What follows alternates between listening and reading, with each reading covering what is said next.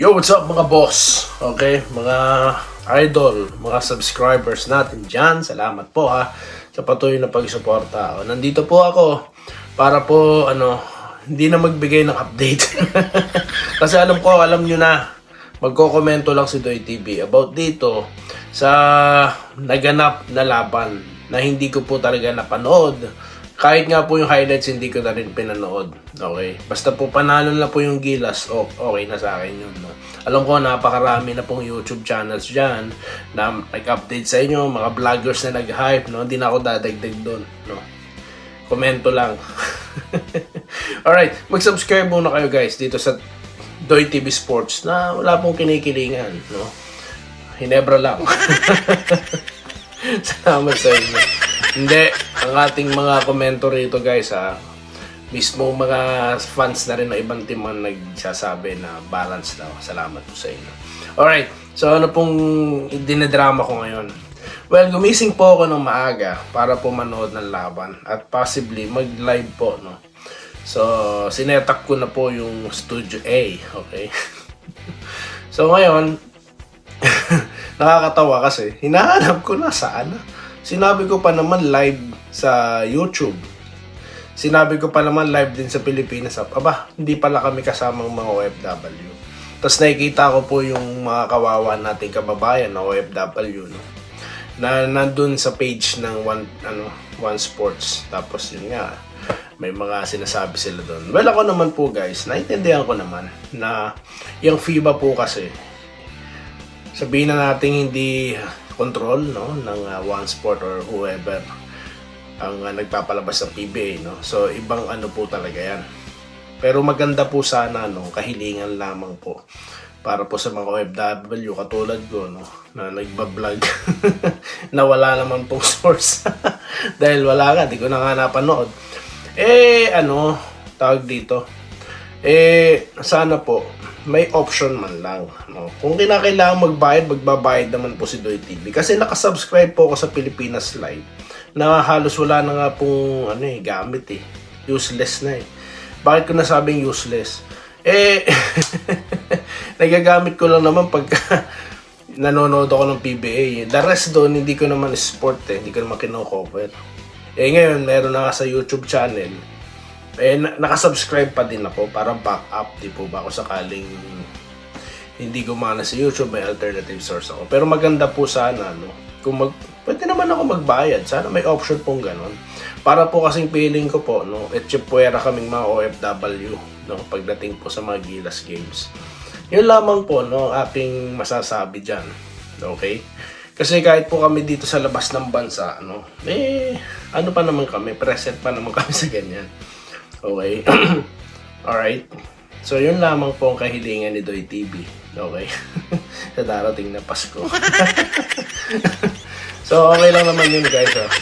Naintindihan ko, di ako magto-throw ng tantrums, no? Kung okay lang yun. Kahilingan ko lang yun kung okay lang. Kung di naman po, wala namang problema. Okay? So, yun na nga. Nanalo Gilas. Congratulations. Yan po ang kailangan. 2 wins. Okay? So, tapos na po ang vlog. Shoutout na po tayo. Kahit po highlights di ko na pinanood kasi para naman po akong kawawa, tira-tira na lang po mapapanood ko. Gumising pa naman po ako na maaga. Tapos highlights lang po ng mapapanood ni Doy TV, no. Ayoko naman po ng ganun, no. Okay, dito po tayo kay Sir Carlito Bolima na nag-good day, pa-shoutout here in Vancouver. Salamat po, sir. Irene Quillas, si ma'am, nag-present po siya. Alright, Gilas Pilipinas. Good PM. Boss Doy TV, hindi yan magpapatalo. Okay? Nanalo po sila, no? Okay, alam nyo na po yung score. Alam nyo na po kung ano nangyari. Mas alam nyo pa po kesa sa akin. Okay, magpapashoutout na lang po ako.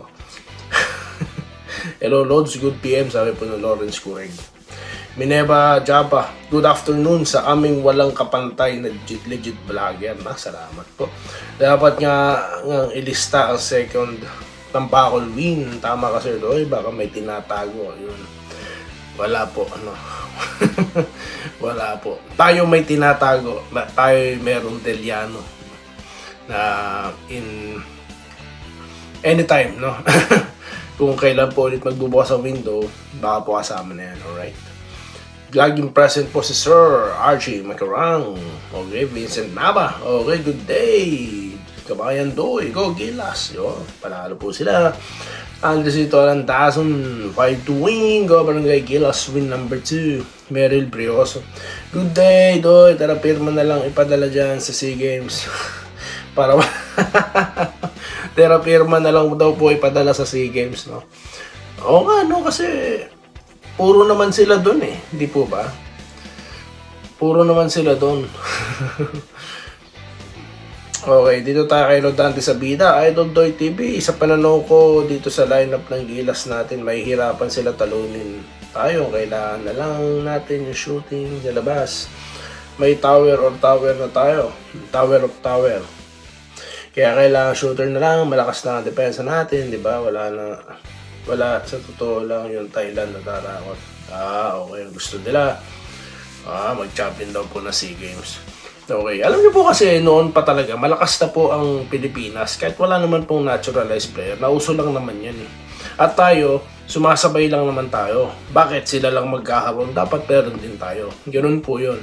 Kaya tayo may naturalized player. Pero tanggalin mo ang naturalized player, mas malakas pa rin po tayo sa SEA Games. No? Basta po ipadala na natin yung malakas na team natin. Dati po kasi pinalalaban natin dyan. Selection from PBL or collegiate. Ano lang po, players eh. Di po ba? Hindi natin pinapadala yung mga professional basketball players natin. Noong time ko po yun ha. Ewan ko po yung prior to that. Pero ngayon, akalain nyo kung saan na po pala nagpupunta yung mga Thailand basketball players na yan para mag-practice, no? Samantalang tayo, scrambling pa rin tayo. We're still waiting for their reply. Mali po yun. Hindi po dapat tayo nag-iintay. Baka po last minute, sabihan kayo, hindi pwede to. Di paano yan? Hindi po tayo po pwede na yung sistema natin sa Pilipinas ang masusunod. Dapat po lagi tayong ahead pag nasa ibang bansa na po ang usapan. Dahil hindi po natin yung control. Di po ba? So yun lamang, no? Okay? Dati kasi, yun nga, no? Ang naalala ko dati pa, meron tayong kupunan na ginagamit sa SEA Games. Yun din ang ating ginagamit pang Jones Cup, di po ba? So, ang Jones Cup, yun ang pinaka-practice, no? Bago mag-Asian Games pala, rather. Okay? So, ganyan din halos ang nangyari, di po ba? May mga kalituhan, mga ganyan, mga players na nasa listahan. Kung maalala nyo po, no? Kung paano nabuo yung gold Asian Games lineup, di po ba? Ngayon po, may mga ganyan na naman. Baka kailangan na naman si Boss Al ang humawak niyan. Siya po ba? Ngayon. I'm not sure, no? Dahil I'm not there in the Philippines para po investigahan yan, no? On hand. Alam niyo naman, nakarely lang tayo sa legit sources, di po ba? Nagko-komento lang tayo. Alright. Dito po tayo kay Romulo Macraeg. Go mga kagilas, Barangay Gilas, support our beloved Gilas. Mabuhay po ang kabayan. Salamat po mga kabayan pala. Good luck daw po, sabi ni Robert Kebia. Kailan yun, sabi ni Nestor Monte. Ano po, tapos na po sir. Tapos na po ang laban, ang boxing, no? Alright, mayabang lang talaga daw ang coach ng Guam. Mayabang daw po, Pablo Guevara.